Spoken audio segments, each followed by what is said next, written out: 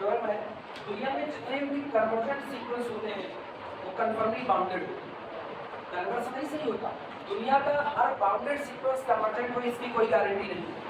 जैसे -1 to the power n, -1 की power n में दो ही टर्म है, 1 -1 1 -1 1 -1, तो इसका मतलब ये लोग बाउंड है, किसके बीच में बने हैं, -1 + 1 के बीच में बंध गए हैं। तो ये बाउंडेड तो है लेकिन ये ऑक्सिलेटरी नेचर है, ये कभी भी कन्वर्ज नहीं करेगा। तो दुनिया में अगर कोई सीक्वेंस बाउंडेड है तो कन्वर्जेंट होने की गारंटी नहीं है, लेकिन अगर कोई सीक्वेंस कन्वर्जेंट है तो पक्का बाउंडेड है। यही बात हमको साबित करनी है, every convergent sequence must be bounded. शुरुआत करते हैं।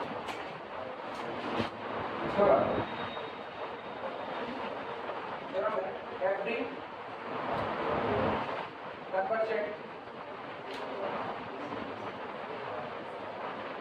convergent sequence is bounded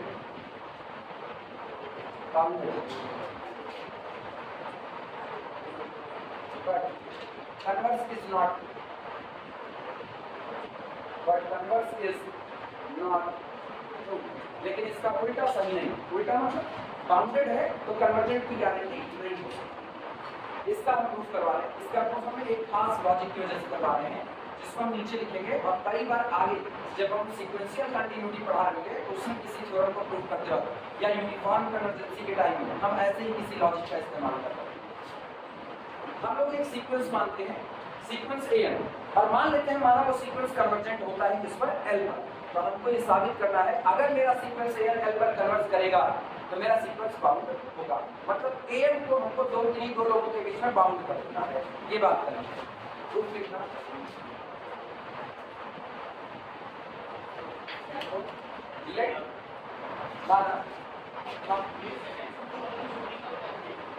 आज खत्म हो गई, आज के लोग आएंगे सेकेंड सेमेस्टर वाले ना, आज आएंगे। आप लोग बताएंगे इनको केमिस्ट्री फिजिक्स में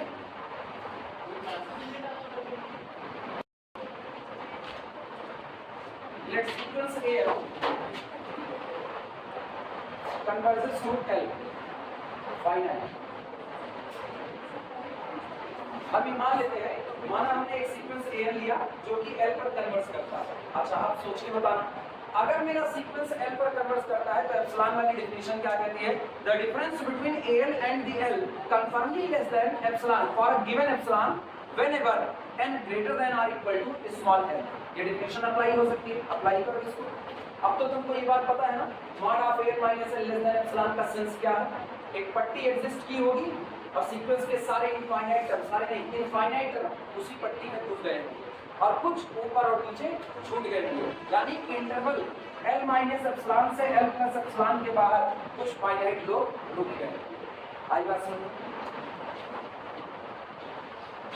इसी ऐसी ही थ्योरम को प्रूव करने के लिए वो डेफिनेशन वहां पर इतना ज्यादा डीपली समझाएगा, क्योंकि अब इसमें हम मैक्सिमा और मिनिमा चुनेंगे। तो जो मैक्सिमा और मिनिमा चुना जा रहा होगा वो आपको तभी समझ आ सकता है जब आपने डेफिनेशन को बहुत अच्छे से समझा। अभी देखना कैसे देखेंगे ये बात। This implies that for every epsilon greater than 0 bracket में however small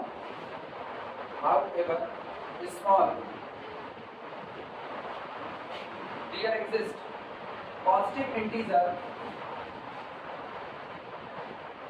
अच्छा there exist positive integer से तुम्हारा सेंस क्या निकलता है, there exists a position in our sequence after which we can make distance as much as कुछ उल्टा क्या बोले, नहीं अंग्रेजी बोलेंगे, हमको अंग्रेजी बोलना है। अरे क्या था यार, लैंग्वेज भूल गया। The distance between AL and L can be made small by a pre-assigned quantity। पहले से जो एक क्वांटिटी निर्धारित है, कौन निर्धारित है, एप्सिलॉन, उससे भी आप इस डिस्टेंस को क्या कर सकते हो, छोटा बोल दिया। अंग्रेजी नहीं बोलती तुम्हारी तरफ थोड़ी है, थोड़ी सी भूलने की बीमारी हो तो तुमको बताइए मेरे बात कितना देर चलता है। There exists a positive integer small m such that the distance between AM and L less than pre-assigned quantity epsilon for all small n greater than or equal to। अब ये बताओ मॉड हटाना सारे लोग जानते हैं। अगर हम मॉड हटाएं तो this implies that an minus l less than epsilon but greater than minus epsilon लिखा जा सकता है। इसके लिए for all n greater than or equal to है। ये याद रखना, फर्क देखना। अभी आप बाउंड नहीं कर पाएंगे। अगर हम पूरे में l को ऐड करें तो किसी को ये नहीं लगना चाहिए कि आपने सीक्वेंस को बाउंड कर दिया। दिमाग दौड़ाना, दिस इंप्लाइज सब पर l को ऐड करो तो ये कितना हो जाएगा l minus epsilon less than am and an is less than l plus epsilon for all n greater than or equal to l। अब दिक्कत देखो, लड़के यहीं पर कई बार गलती कर देते हैं। उनको ये लगता है an बन चुका है l plus epsilon से l minus epsilon के बीच में और an बन गया तो सीक्वेंस क्या हो गया, बाउंडेड। लेकिन शर्त यहाँ पर देखो, ये सिचुएशन कब बन रही है, आप उसको तब बाउंड कर पा रहे हो जब वो greater than or equal to कितना है m स्टेप के बाद आप गवाही दे रहे हो कि आपके सीक्वेंस के सारे टर्म बाउंड हो चुके हैं। तो m स्टेप के पहले जो m-1 है उनकी गारंटी कैसे दोगे? क्योंकि आपको क्या कहना है, कहना अगर सीक्वेंस कन्वर्जेंट है तो सीक्वेंस क्या होगा, बाउंडेड। और बाउंडेड की डेफिनेशन ये होती है कि सीक्वेंस का हर टर्म, जितने भी टर्म होंगे वो सारे टर्म पर्टिकुलर दो नंबर के बीच में ही बन जाने चाहिए। तो इसका मतलब अभी आप सही सलामत जगह पर नहीं हो।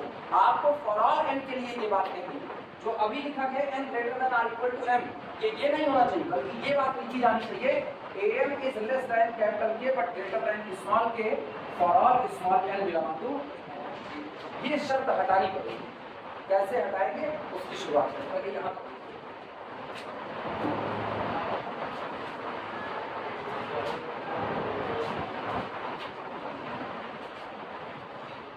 अब इसका मतलब समझो क्या है, इसका मतलब ये है, फिगर देखना,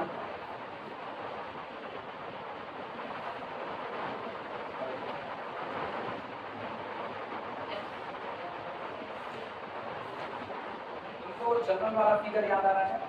1 के लिए आपको यहाँ पर A1 मिला था, 2 के लिए कहीं पर भी जैसे यहाँ पर आपको क्या मिल गया, A2 मिल गया, 3 के लिए यहाँ पर आपको A3 मिल गया, 4 के लिए मान लो यहाँ कहीं पर A4 मिल गया।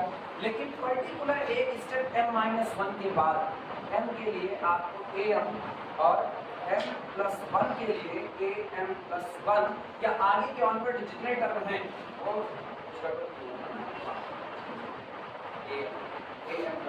अब जितने टर्म हैं वो आपको इसी l प्लस एप्सिलॉन से l माइनस एप्सिलॉन के बीच में, बाकी के टर्म ऊपर नीचे छिटके हुए रह सकते हैं।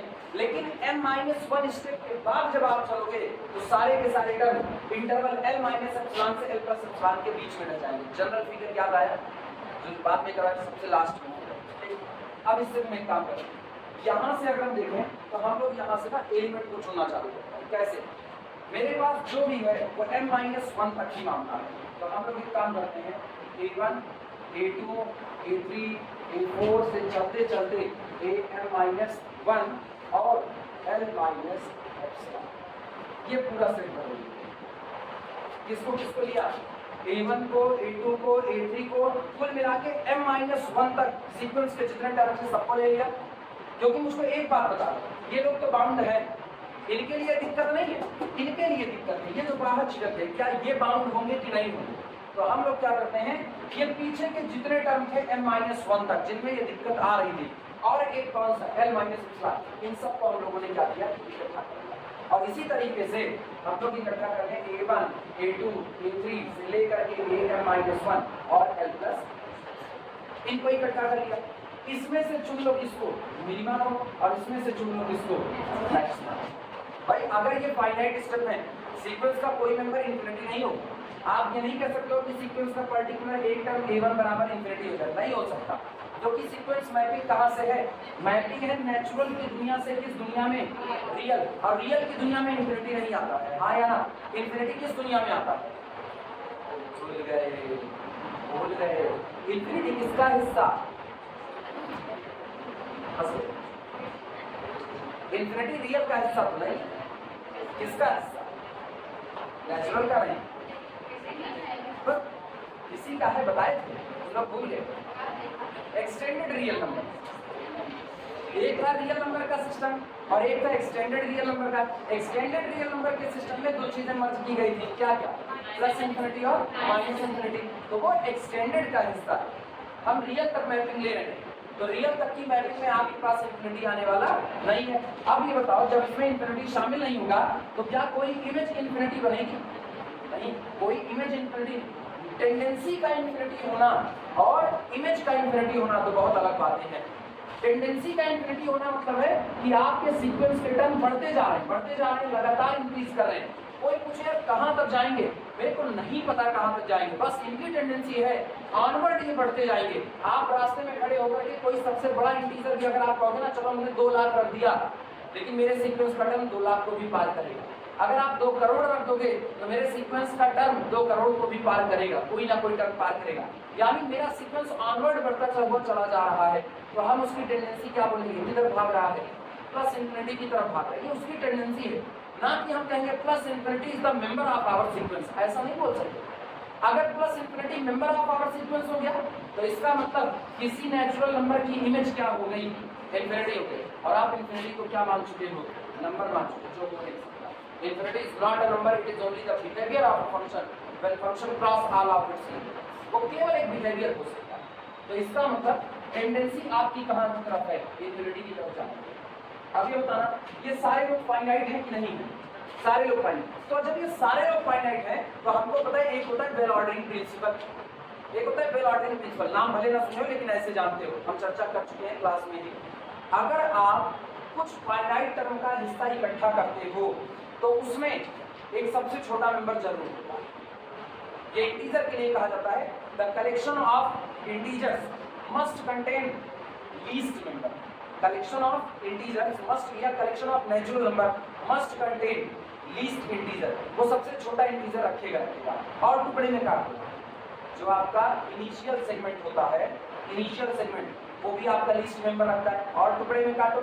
अगर आप कोई भी फाइनाइट इंटीजर का कलेक्शन बटोर लेते हो, जहां से मर्जी वहां से आप शुरू करो, जहां से मर्जी वहां से। अगर आप एक फाइनाइट इंटीजर का कलेक्शन इकट्ठा करते हो तो उसमें एक सबसे छोटा मेंबर जरूर होगा। अब किसकी बात करें? फाइनाइट, इनफाइनाइट की बात नहीं करते।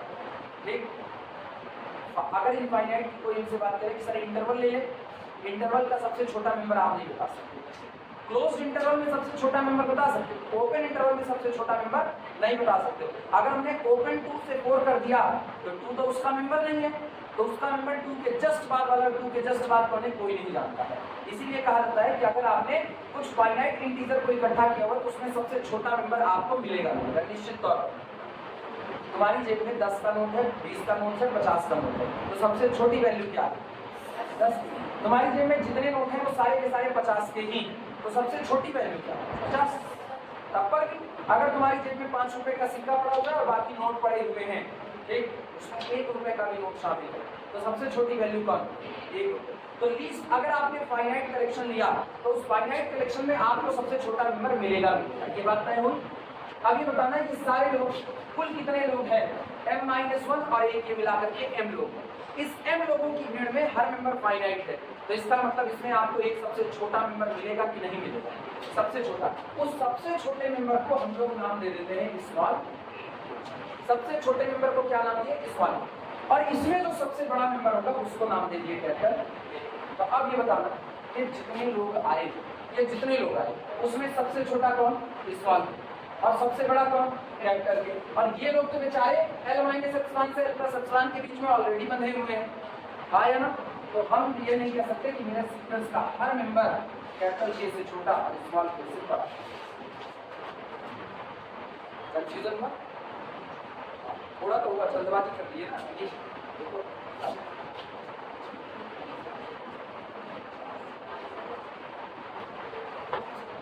अच्छा, सोच करके बता, दिमाग लगाना। इसी फिगर के ऊपर A1, A2, A3, यहाँ पर ले लिया A4, यहाँ पर A5, सो ऑन, यहाँ पर A6, ऐसा नहीं। अब हम कह रहे हैं कि आप यहाँ A1 से लेकर के और कहाँ तक AM-1 और L-एप्सिलॉन, इन सब के बीच में जो सबसे छोटा मेंबर है उसको आप स्मॉल कीजिए। कहाँ से? A1 से लेकर के कहाँ तक? AM-1 और इंक्लूडिंग L-एप्सिलॉन। इनमें से आप सबसे छोटे मेंबर को क्या मानोगे इस बार? जरा मेरे फिगर पर निकाला। मेरे फिगर में तुमको अगर A1 थोड़ा ऊपर है और A6 यहाँ पर एकदम नीचे है तो तुमको सबसे छोटा कौन नजर आएगा?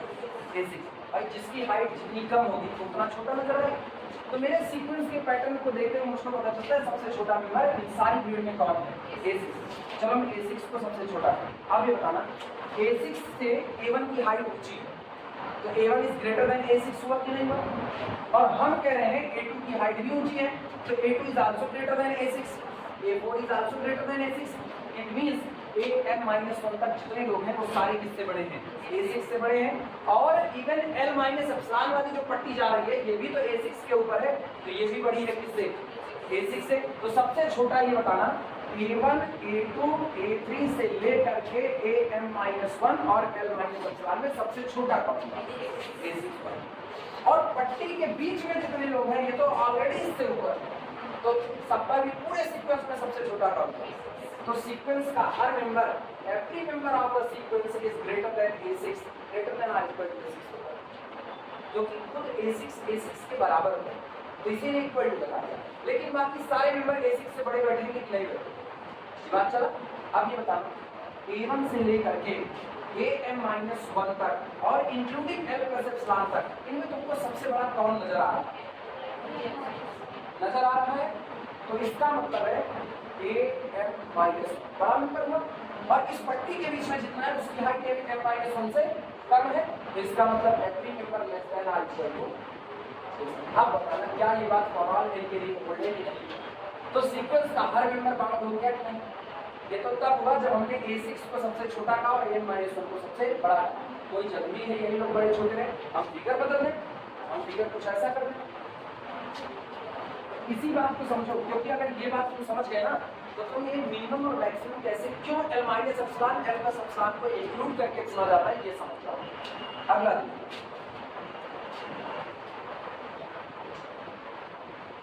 ये पट्टी आपकी है L-ε और ये पट्टी आपकी हो गई L+ε और ये हो गया आपका M-। तो यहाँ आप तुम जहां कहोगे वहां अंदर A1 को पट्टी के बाहर रखें या अंदर रखें तुम बताओ? कहाँ पट्टी के अंदर रखें? चलो यहाँ पर हमने A1 को, ये मेरा A1 है। अब हाइट से ही देखते रहना। A2 बताओ कहाँ रखें, अंदर या बाहर? अंदर ही। अंदर कहाँ? नीचे वाले पर या ऊपर वाले? ऊपर वाले पर। तो इसका मतलब तुम लोग एक बात तय कर चुके A1 is less then A2। इधर कंसंट्रेट किए रहो ना शशिकांत, कंसंट्रेट किए रहो। हाँ डोल जाओगे ना मन डोला मेरा पर डोला फिर यहाँ सब मिलेगा बस बोले बोला गड़बड़ हो जाएगा। A1 और A2 का A3 बोलो कहाँ रखें? A3 कहाँ रखें? नीचे रखें? A3 नीचे आ। A4 कहाँ रखें? ऊपर। तो चलो यहाँ पर हमने रख दिया A4 का। आप बताना ऑनवर्ड ऐसे ही ये लोग छिटके पड़े हुए हैं, ये लोग छिटके पड़े। तो बताओ M-1 के लिए AM-1 को कहाँ रखें? पट्टी के बाहर या अंदर या नीचे? नीचे रखें।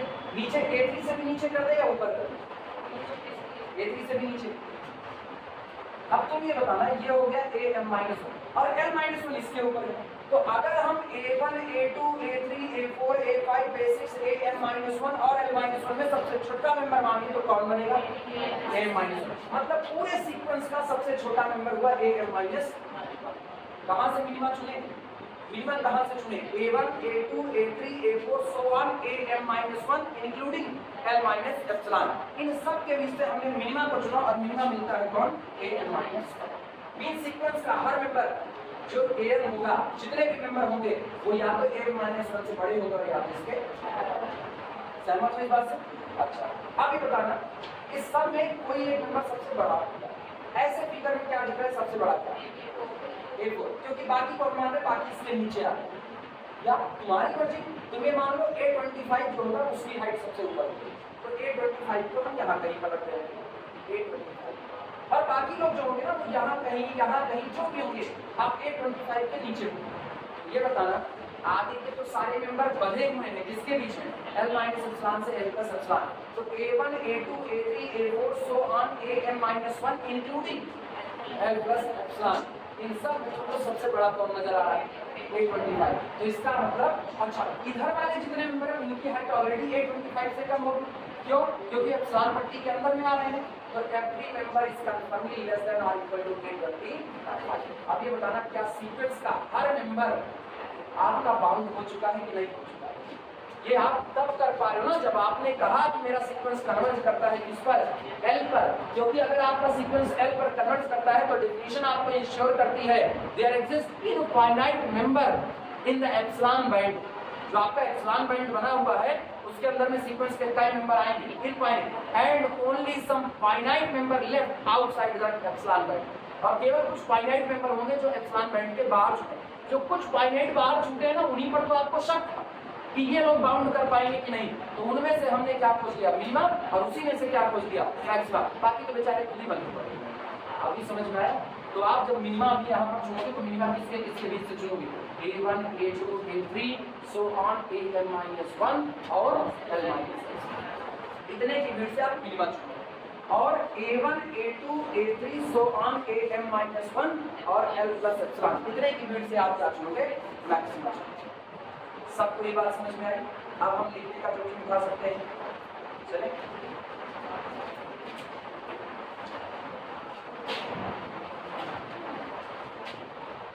और पता है सारी समझ केवल एक बात की समझ बस। जो बेचारे अपने आप को इंटरवल में रख लिए इसमें L-ε से L+ε वो तो वैसे ही अनबाउंडेड नहीं हो सकते। क्योंकि अगर वो बेचारे अनबाउंडेड हुए होते तो इतनी सकरी पट्टी जिसकी रेडियस ही केवल एप्सिलॉन है उतने के बीच में तो ना बैठते। इसका मतलब ये ऑलरेडी सरेंडर कर चुके हैं ना। ये ऑलरेडी इनके लिए कोई दिक्कत नहीं। ये आपके बाउंड है। इनको कहा गया ना इनको। तो ये युद्ध में हारे हुए किसी देश के सैनिक जो ऑलरेडी कह रहे हैं कि बस हथियार हमने रख दिया है। अब एग्जाम्पल तुम किसी का भी ले सकते हो। एग्जाम्पल तुम रशिया और यूक्रेन का भी ले सकते हो। एग्जाम्पल तुम इंडिया और पाकिस्तान का ले सकते हो। दोनों का ले सकते हो। हम क्या कहें किसी का भी तुम्हारी चॉइस ना। आजकल तो वही भी चल रहा है ना। आपके ऊपर डिपेंड कर रहा है। आप किसी का भी ले सकते हो ना। तो आप यहाँ पर कहीं भी जा सकते हो। ये लोग खुद को ऑलरेडी एप्सिलॉन बैंड के अंदर में बांध चुके हैं। इनमें आपको कोई डाउट नहीं। डाउट आपको केवल इनमें था जो पीछे छूट गए थे। कौन वाले? ये n greater than I equal to m के लिए बात सही है। तो m के पीछे कितने लोग आपके छूट गए थे? m-1 उतने में ही आपको डाउट था। उतने लोगों में से हमने चुन लिया मिनिमम। उतने में से हमने किसको चुना? मिनिमम। तो ऑब्वियस सी बात है उतने में से मिनिमम मिला उतने में से मैक्सिमम मिला और इन्हीं के बीच में आपका पूरा सीक्वेंस बन चुका है। अब कोई बात देखना यहाँ इसके नीचे ना ऐसे ब्रैकेट बना और इसी ब्रैकेट में दैट इज इसका मतलब बताने चलो दैट इज अर्थात दैट इज ओनली फाइनाइट जो लोग लिखना हम बोलते हैं that is only some finite term only some SOME only some finite term present only some finite term present outside only some finite term present outside the interval L minus epsilon से L plus epsilon only some finite term present only some finite term present outside the interval L minus epsilon से L plus epsilon कुछ finite term ही रह गए जो L minus epsilon से L plus epsilon के बाहर रह गए। इन्हीं को अगर आप और बाउंड करवा दो तो आपका पूरा सीक्वेंस क्या हो चुका है? तो वो बाउंड हो चुका है। अब लेट माना let small m is equal to minimum of L minus epsilon A1 A2 A3 up to so on AM minus आया ना। वही काम अभी किए हैं। L minus epsilon A1 A2 A3 so on AM इनमें जो सबसे छोटा है उसको हम लोग क्या मानते हैं? स्मॉल। और इसी को अच्छा हाँ यहाँ पर हम रखते हैं ना small and capital K is equal to maxima of L plus epsilon. Actually ना मेरे दिमाग में मैक्सिमम मिनिमम चलता रहता है तो कैपिटल में स्मॉल m पर कैसे लगा A1 A2 A3 up to so on a n minus 1। इनमें से आप कैपिटल K को मानो। अच्छा ये बेचारे ऑलरेडी बाउंड है, ये ऑलरेडी बाउंड है, और इतने के बीच में से आपने मिनिमम इसको निकाल लिया, K को निकाल लिया।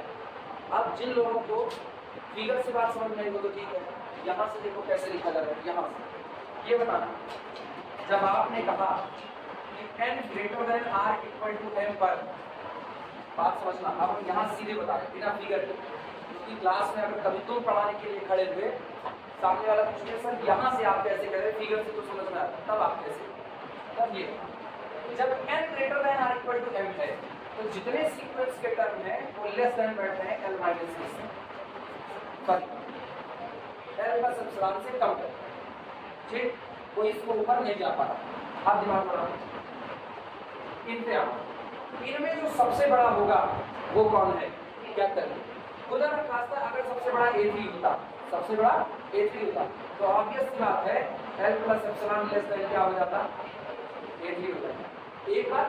दूसरी बात, एक तो आपने कह दिया l plus epsilon less than A3, और चूंकि इनमें सबसे बड़ा A3 है तो ऑब्वियस सी बात है A1 less than A3, A2 less than A3, A3 equal to, बात ये भी नहीं कर पाए, और इस तरीके से चलते हुए onward AM-1 also less than A3, लिखा कि नहीं लिखा। और इसके अलावा बाकी जितने टर्म थे वो सारे लेस देन कितने हैं, सारे लेस देन कितने हैं, n। अब सजा इन लोगों को, जब इनको सजाओगे तो आपको क्या मिलेगा, A1, A2, A3, A4, A5 so on, कहाँ तक आए, AM-1, ठीक, यहाँ तक है।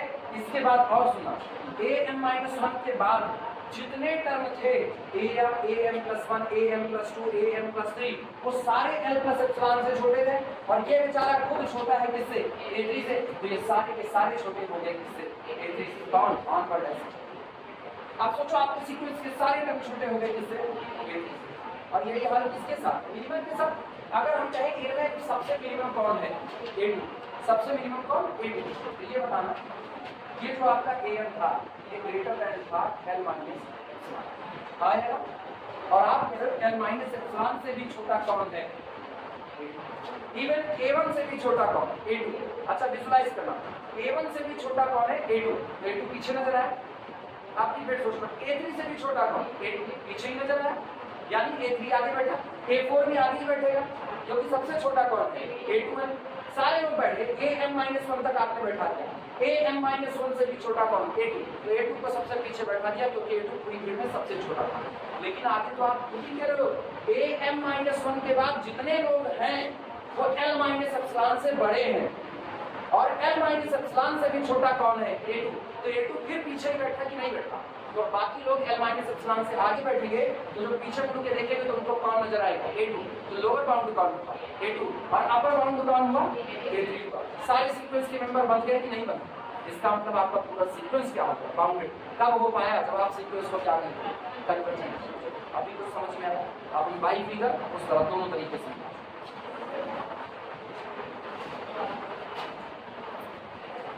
लेकिन इसके बाद आप 10 आता 10 AN less than R equal to capital M, capital K, and greater than R equal to small k for all small n belong to natural number set। सारे टर्म के लिए लिखिए, पूरा सीक्वेंस आपका बाउंडेड हो चुका है। This implies that sequence AN converges to L implies that sequence AN is bounded। Sequence AN is bounded, जो बताता है कि अगर आपका सीक्वेंस कन्वर्जेंट है तो कंफर्मली कैसा होगा, बाउंडेड।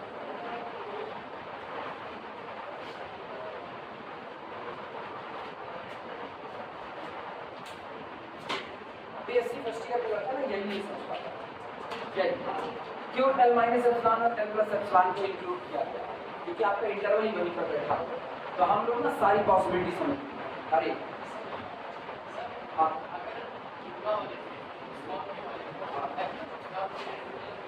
इसको हाँ L plus epsilon. Actually sense ये है कि जो आपका L प्लस एप्सिलॉन होगा, आपने लिमिट में कुछ जोड़ा और L माइनस एप्सिलॉन आपने लिमिट में कुछ घटाया। जोड़ने पर चीजें बड़ी होती हैं और घटाने पर कम होती हैं, तो मिनिमा हमेशा कम से चुना जाता है। तो मिनिमा वाले में L माइनस एप्सिलॉन को रख देते हैं और L प्लस एप्सिलॉन बड़ा हो रहा है तो मैक्सिमम वाला प्लस वाला जो होता है उसको मैक्सिमम में डालते हैं। ये सेंस है।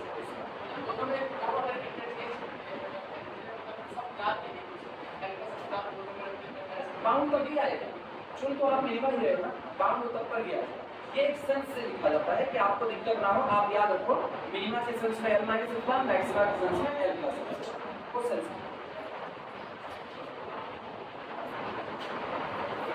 ठीक, ये तय हो गया कि दुनिया में अगर कोई सीक्वेंस अपने आप को कन्वर्जेंट कहेगा तो पक्का कौन होगा? बाउंड होगा। अब उल्टा कन्वर्स इज नॉट टू के लिए एग्जांपल है मेरे पास -1 to the power converse is not true, like pencil लिख रहा हूं, converse is not true, converse is not true, that is अर्थात boundedness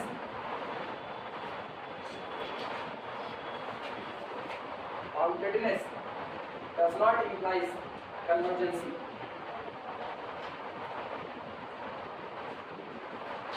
बाउंडेडनेस है तो कन्वर्जेंसी को इंप्लाइज नहीं करता है। एक for example take sequence -1 to the power n, here an is less than or equal to 1, greater than or equal to -1 for all small।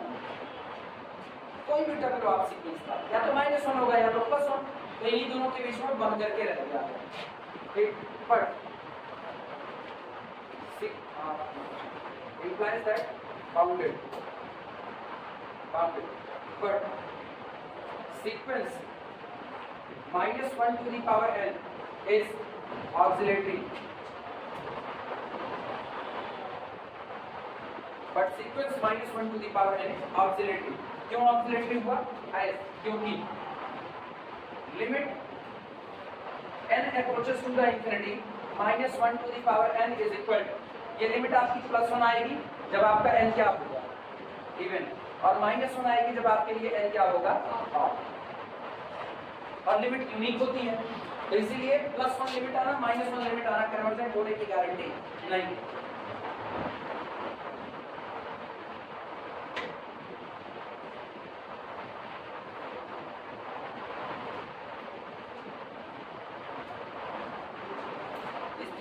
जरूरी था केवल इसी L minus epsilon L plus epsilon को समझाना, बाकी होगा।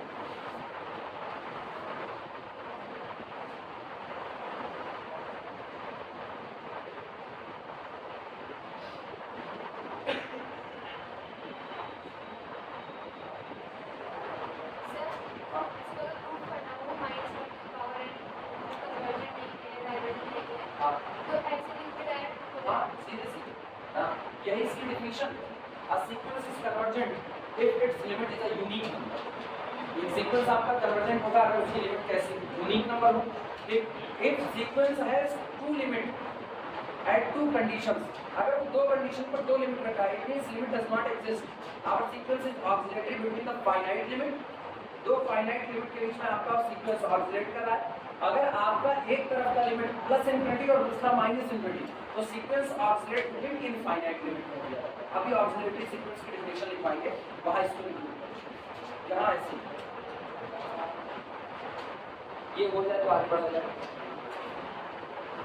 हो गया, चलो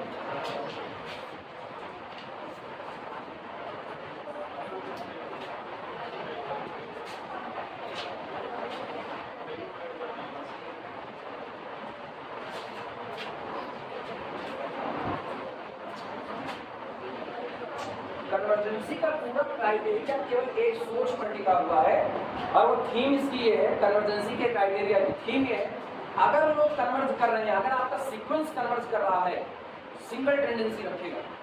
सिंगल टेंडेंसी ये है जो पर्टिकुलर एक ही नंबर पर रुकता हुआ नजर आएगा।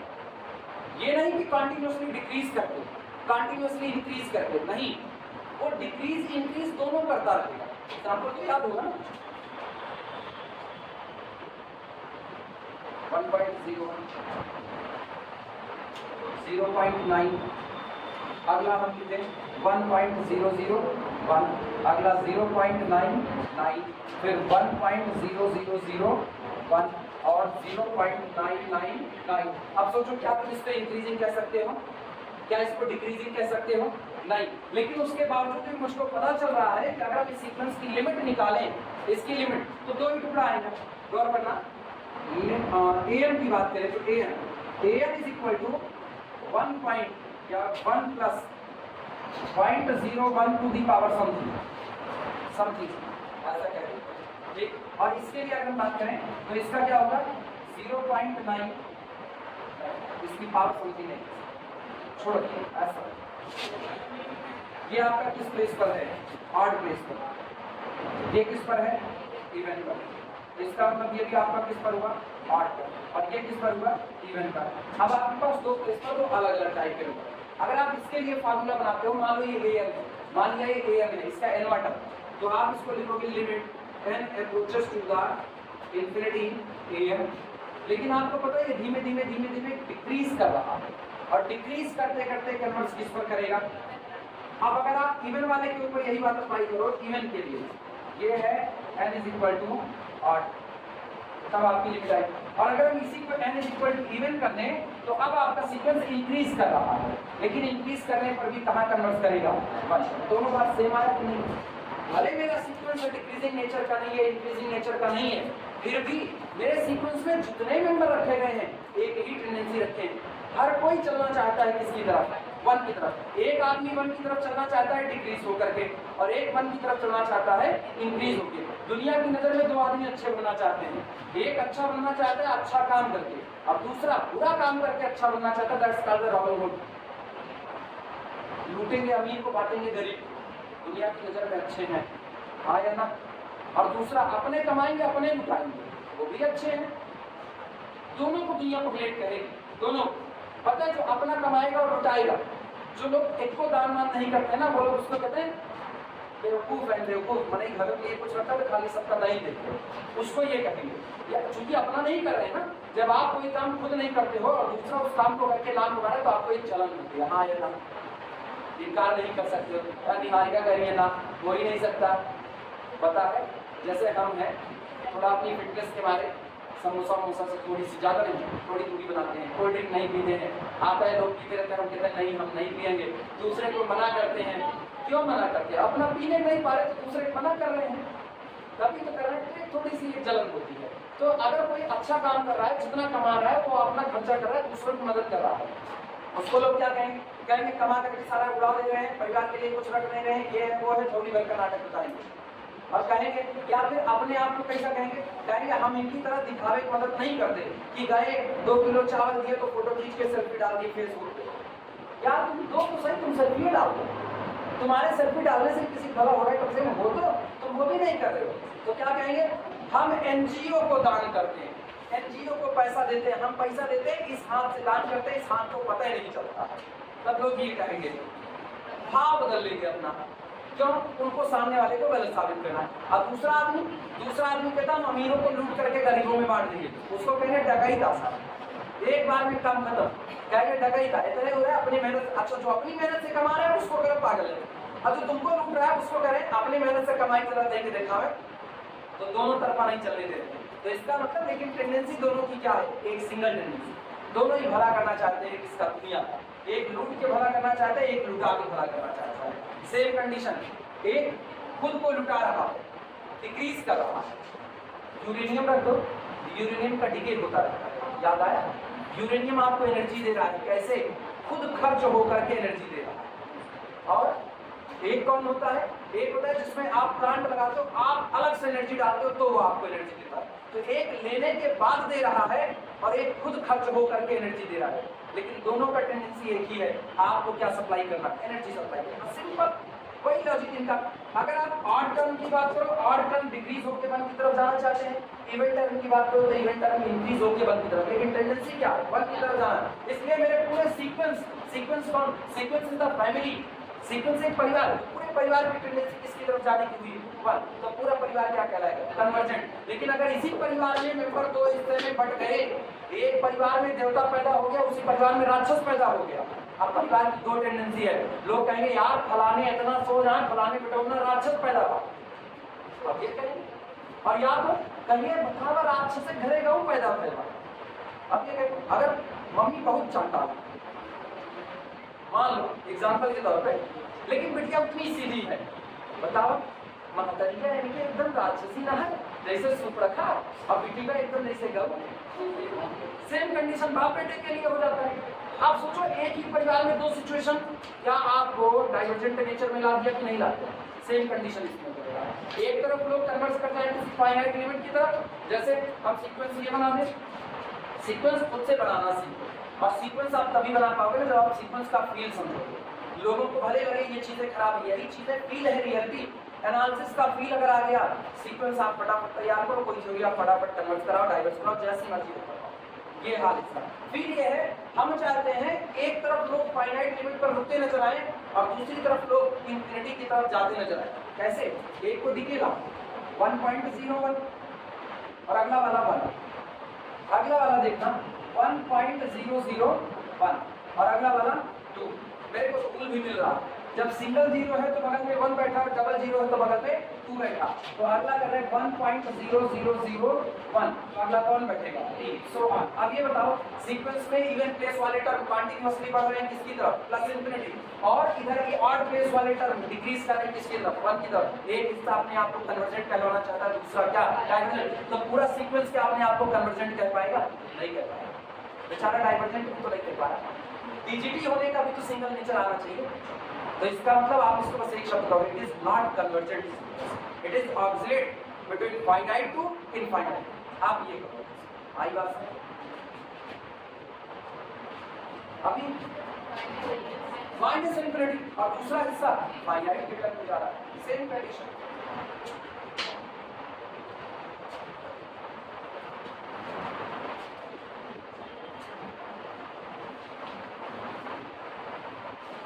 लिखना problem,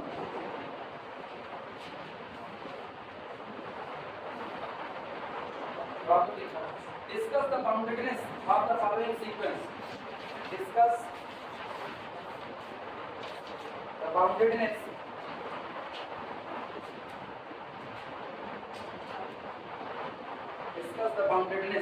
of the following sequence.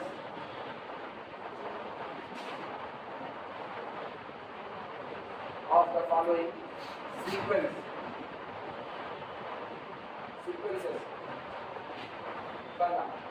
जो नीचे सीक्वेंस दिए जा रहे हैं, कन्वर्जेंसी की चर्चा नहीं करनी, केवल बाउंडेडनेस बताना है, कौन सा सीक्वेंस बाउंड है और कौन सा सीक्वेंस बाउंड नहीं, केवल इतना बताना है।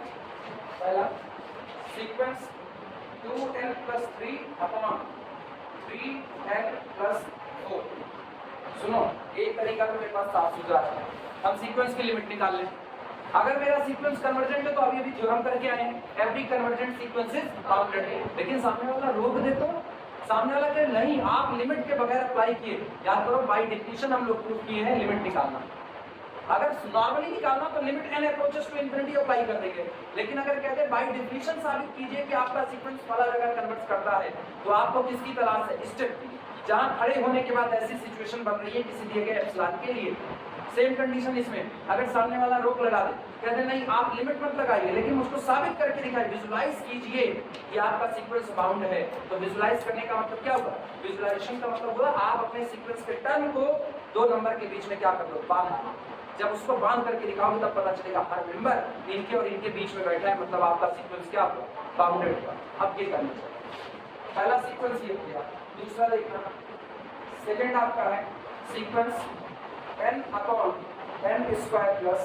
1। तीसरा सीक्वेंस,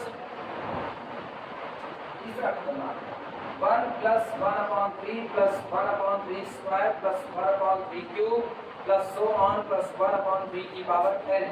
ये मेरे सीक्वेंस का nवां टर्म है। ये पहला टर्म, ये दूसरा टर्म, ये तीसरा टर्म, ऐसा मत सोचना, ये मेरे सीक्वेंस का nवां टर्म है, nth टर्म ऑफ आपका। अब तो विजुलाइज कर सकते हो पहला टर्म क्या है, पहला टर्म क्या है 1, दूसरा 1 + 1/3, तीसरा और nवें में लास्ट में कहाँ रुके n पर। पहले टर्म में सोचो जब आप शुरुआत के 1/3 की पावर 0 + 1/3 + 1 + 1/3 की पावर 2 + so on + 1/3 की पावर n। जब आपका nth टर्म है तो 0 से शुरू किया और कहाँ रुके n पर, 0 से शुरू किया और n पर रुके। तो पहले टर्म में 0 से शुरू करोगे कहाँ पर रुकोगे 1 पर रुकोगे।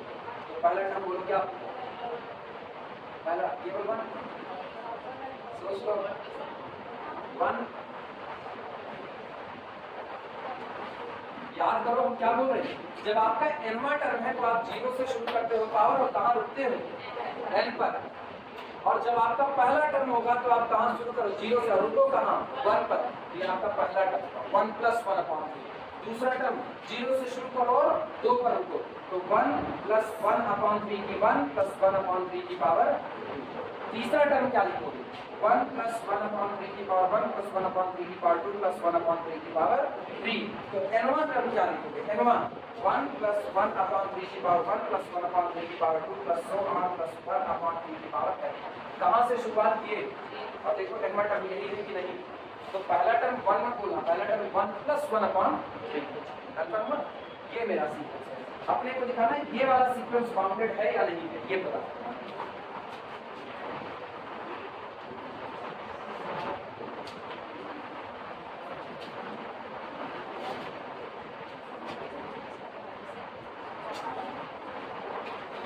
इसके बाद चौथा, तीसरा और चौथा ये दोनों थोड़े प्रधान है।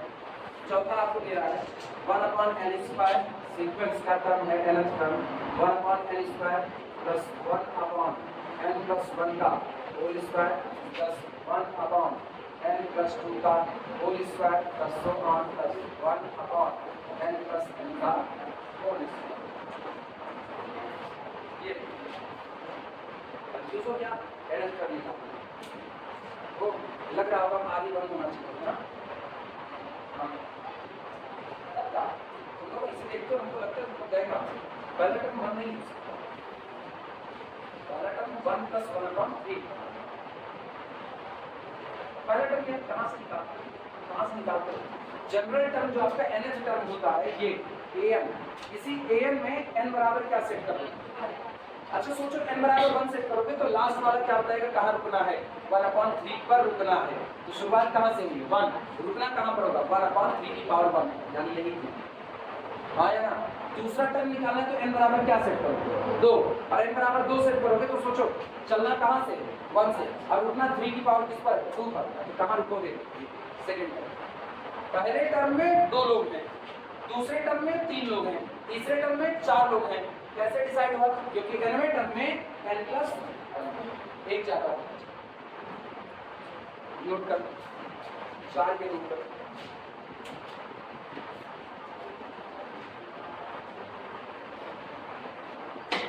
फिर इनको साबित करोगे कंपाउंडेड टर्म।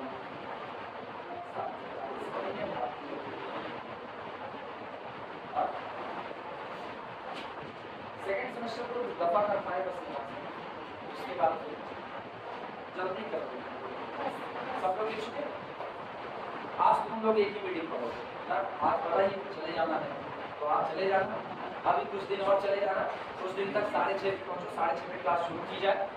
उसके बाद फिर धीमे से उन लोगों का थोड़ा सा कम करने का आता है फिर तुम लोगों को शिफ्ट करने की बात।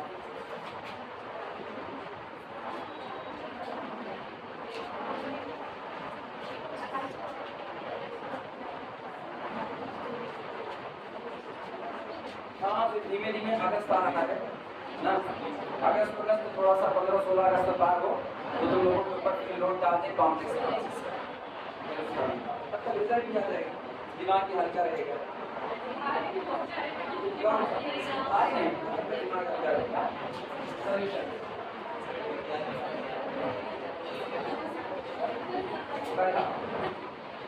Sequence 2n + 3/3n + 4। चलो इनको बाउंड करने की बात। अच्छा सोच करके जवाब देना ऐसे सोच कर ऊपर जो n लिखा गया है वो पॉजिटिव है कि नहीं, नेचुरल नंबर है तो 2n + 3 पक्का पॉजिटिव, नीचे वाला 3n + 4 पक्का positive, positive upon positive again positive, और पॉजिटिव हमेशा 0 से बड़ा होता है। हाँ यहाँ लोअर बाउंड आपको हमको ये थोड़ी पूछना है कि इन्फीमा कौन सुप्रीमा कौन नहीं, जब तक आप कहोगे तब तक इन्फीमम सुप्रीमम नहीं खोज के बताएंगे, तब तक आप केवल हमसे क्या मांग रहे हो, बाउंड है कि नहीं, तो बाउंड है तो नहीं है ये केवल बताना है, तो आप केवल एक लोअर बाउंड बता देंगे एक अपर बाउंड। अब ये लोअर बाउंड अपर बाउंड सुप्रीमा इन्फीमा बने और ना बने मेरे से कोई मतलब नहीं, मुझको सिर्फ एक बात कहनी है आपका दिया गया सीक्वेंस बाउंडेड है या नहीं, केवल इतना। तो अगर कोई इसको कहना चाहे ना हम तो 0 कहें, तो हम कहना चाहते this is always positive, so positive confirmly greater than negative -1 से बड़ा, तो लोअर बाउंड आप क्या करें -1 भी, कोई नहीं रोकेगा इतना। Clearly 2n + 3 upon 3n + 4 is greater than 0. This implies that an greater than 0 for all small n belong to the natural number set n. Equation number तय हो गया, लोअर बाउंडेड हो चुका है, आपका दिया गया सीक्वेंस लोअर बाउंडेड हो चुका, अपर बाउंडेड की बात और करनी है, उसे भी देख लेते हैं।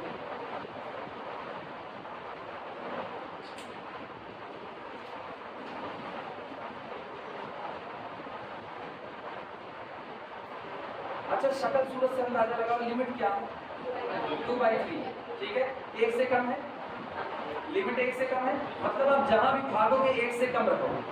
गवाही कैसे देते हैं, ठीक, गवाही कैसे देते हो बस आल्सो 1 - an को general term of the sequence ये निकाल करके देखो पॉजिटिव आता है कि नेगेटिव आता है, this is equal to 1 - 2n + 3 upon 3n + 4 and this is equal to कितना 3n + 4 - 2n - 3 upon 3n + 4, this is equal to कितना n + 1 upon 3n + 4, और ये बताओ पॉजिटिव या negative, positive, this is greater than 0, इसका मतलब आप बोला this implies that 1 - an greater than 0 for all n belong to n, क्यों, क्योंकि आपने n को फिक्स तो किया नहीं, इसका मतलब दिस इंप्लाइज दैट इसको उधर लेके जाओ an is less than 1 for all small n belong to the equation number. अब इक्वेशन 1 देखो और 2 देखो, जो आपका an है वो 0 से बड़ा है लेकिन 1 से छोटा, बन गया कि नहीं बन गया, from 1 and 2 an less than 1 greater than 0 for all small n belong to the n implies that sequence an is bounded, sequence an bounded. ये होता है जब आप विजुलाइज करके दिखा रहे हो, ना कि आप लिमिट से आ रहे हो कि sequence is convergent so it is bounded. अब हम आपको लोअर बाउंड अपर बाउंड दोनों दे देंगे, बस इतना याद रखना, लोअर बाउंड अपर बाउंड दे रहे हैं, ना कि इन्फीमम और सुप्रीमम।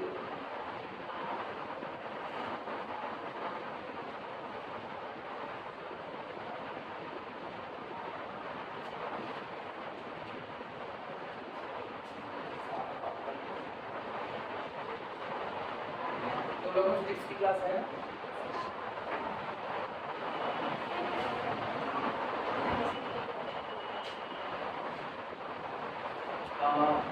आपके ऐसे कोई आया कि नहीं आया, आवाज आ रही है, वो नहीं सकता, वो नहीं सकता, हाँ ये नहीं है, ऐसा थोड़ी है ना, अभी बड़ी हाथी ना होगा, कोई और बुलाए कई बार हो भी सकता है, मेरे बुलाने पे ना आए ना, कल से कोचिंग बाहर हो जाएंगे, सेकंड सेमेस्टर में तो रजिस्टर केमिस्ट्री चलेगी, मैथ वाले तुम भी लो ना, तुम भी लो, बाकी भी लाइफ में मैथ में पढ़ाना वाला मैथ वाले छुट्टी, क्योंकि अपनी दुनिया इसी पर बसती है, क्या करें, अपने लोग में कोई प्रेम से पढ़ने नहीं आता, मैथ कोई प्रेम से नहीं पढ़ता, जिसका इंटरेस्ट बन जाता है धीमे धीमे पढ़ते पढ़ते वो प्रेम से पढ़ता है, लेकिन जिसका नहीं शुरुआत में बिना प्रेम के ही पढ़ाना पड़ता है। अब शुरुआत में जब एक बार बिना प्रेम के पढ़ाओ तो कहते हैं ना, जब आप छोटे से गाय बांध ही दी गई है तो अब तो आदत ही पड़ जाएगी हौदी में मुंह डालने की, तो पढ़ना चालू ही कर देंगे धीमे धीमे।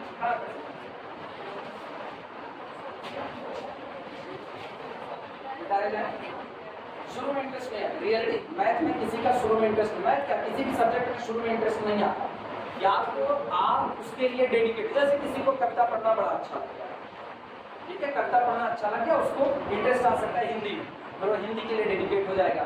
किसी को सवाल वाल लगाना बड़ा पसंद आ गया, मैथ के लिए डेडिकेट हो जाएगा, लेकिन सब हो जाएंगे इसकी गारंटी है। हाँ, ये 100% श्योर है, सारे हो भी नहीं सकते, तो आपको डेडिकेशन देना पड़ेगा। कैसे दो? बाउंड करके।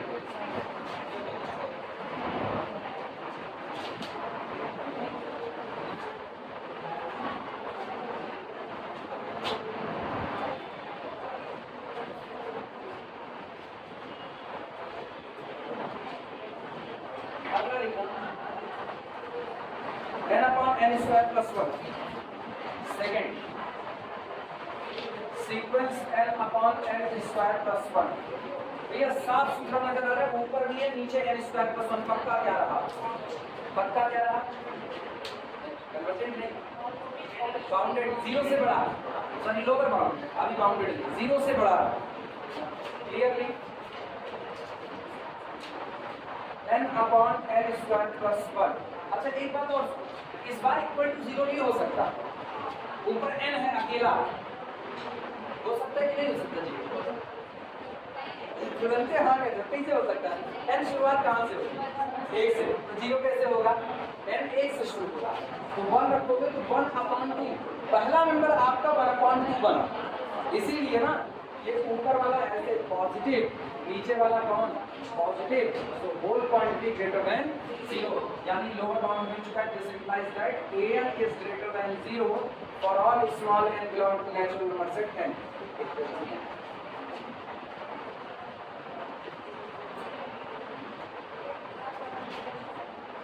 मुझको एक चीज नजर आ रही है, ऊपर आप केवल कितना बैठा रहे हो? ऊपर केवल कितना, और नीचे इसका स्क्वायर बैठा रहे हो, n स्क्वायर, मतलब नीचे क्वांटिटी बड़ी है और ऊपर छोटी है, और उसमें भी आप नुक्ताचीनी लगा के +1 किए और बड़ी कर दी। तो जब छोटे में बड़े से भाग दोगे तो ये 1 से छोटा रहेगा, अगर ये 1 से छोटा रहेगा तो इसका मतलब है आल्सो, पुरानी बात की तरह, also 1 minus an is equal to कितना? 1 minus n upon n square plus 1 is equal to n square plus 1 minus n upon n square plus. अब बताओ पॉजिटिव या नेगेटिव? पॉजिटिव। n स्क्वायर में से n को घटाओ, पॉजिटिव ही तो आएगा। n स्क्वायर, 4 का स्क्वायर कितना? 16, 16 में से 4 घटाओगे पॉजिटिव, बीच में plus, greater than 0 implies that 1 minus an greater than 0 for all n belong to the n, implies that an is less than 1 for all small n belong to n। Equation number 2। अब 1 और 2 से क्या मिलता है? Bounded from 1 and 2, an is less than 1 but greater than 0 for all small n belong to n, implies that sequence an is bounded। Sequence an is bounded, जो बताता है कि सीक्वेंस an कैसा रहा, बाउंडेड। अच्छा आप सुनो, 2 ही मिनट लगे हैं, दूसरा वाला हो नहीं सकता, उसको हम बाद में करवाएंगे भाई। 1 + 1/3 इसको बाद में करवाते हैं, आज हम पढ़ते हैं कि इसको चले जाना।